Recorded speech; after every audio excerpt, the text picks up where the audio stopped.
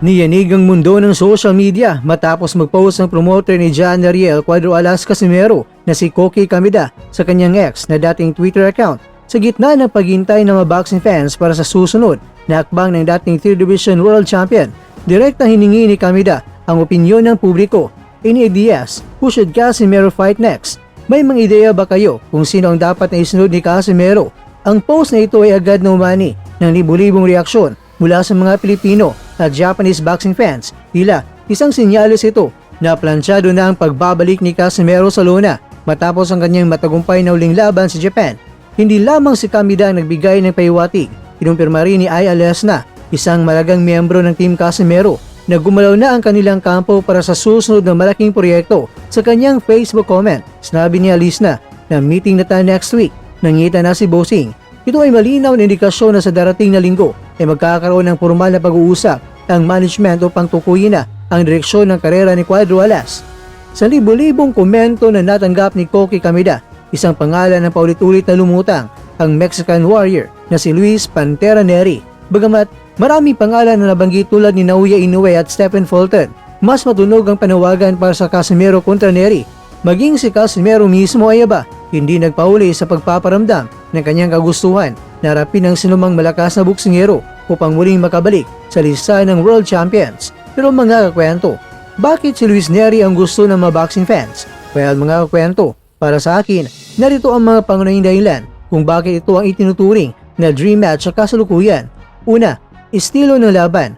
Parehong agresibo at knockout artist ang dalawa na asahan ng mga boxing fans na magiging slugfest o bakbakan ng laban ito na birang umabot sa scorecards ng mga urado. Pangalawa, parehong bad boys ng boxing.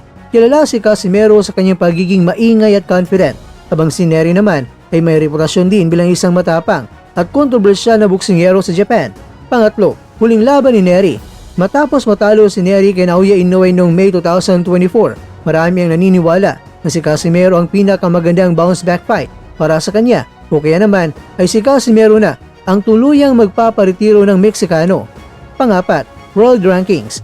Ang mananalo sa labang ito ay tiyak na arangkada sa World Rankings.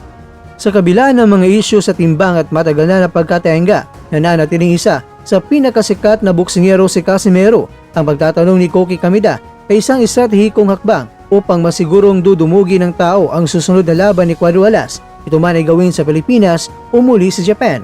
Kaya naman, dahil sa kumpirmasyon ni Ai Alesna tungkol sa nakatagdang meeting na asahan ng boxing community ang mga sumusunod. Una, formal na anunsyo ng petsa ng laban. Pangalawa, kumpirmasyon kung si Luis Neri na nga ba ang makakatuos o kung may dark horse na kalaban na ilalabas ang Kamida Promotions. Pangatlo, update sa kondisyon ng katawan ni Casimero at kung saan gaganapin ang kanyang training camp.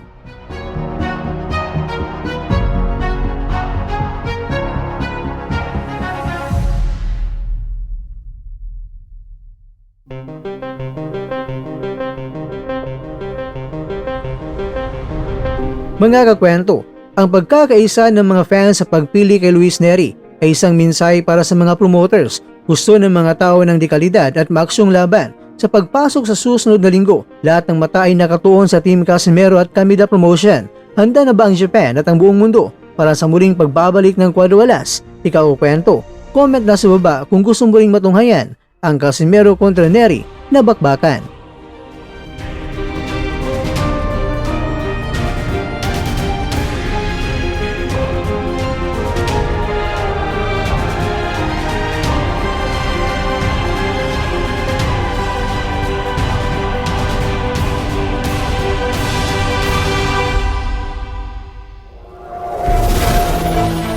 At dyan, nagtatapos ang ating kwento.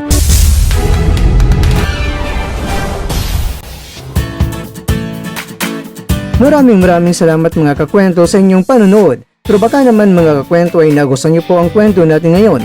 Baka pwede niyo po akong mabigyan dyan ng like, subscribe at pa-click na rin sa bell button.